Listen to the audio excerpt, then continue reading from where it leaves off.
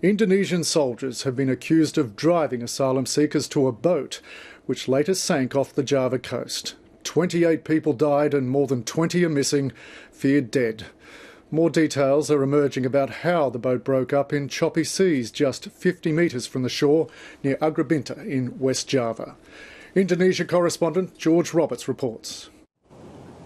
The ocean had little mercy for the boat or those on board. And the wreckage shows why few survivors have been found. Passengers say engine trouble began on Thursday and the boat started taking water, so they turned back to Indonesia. I called the Australian government like 12 times. I told them we have 35 child. We don't want to go to Australia. Just take us out of the water. We don't want to die. It's our mistake, not the children's mistake. He says help was promised, but in 24 hours, nobody came. Finally, within reach of safety, just 50 metres offshore, hope fell apart. And the boat just flipped, and we started to swim, and who can swim has survived. More than 30 kids are among the 50 people missing or dead.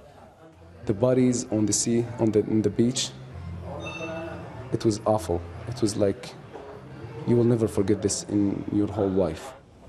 Rough conditions have hampered rescue operations, meaning authorities have had little more to do than inspect the wreckage.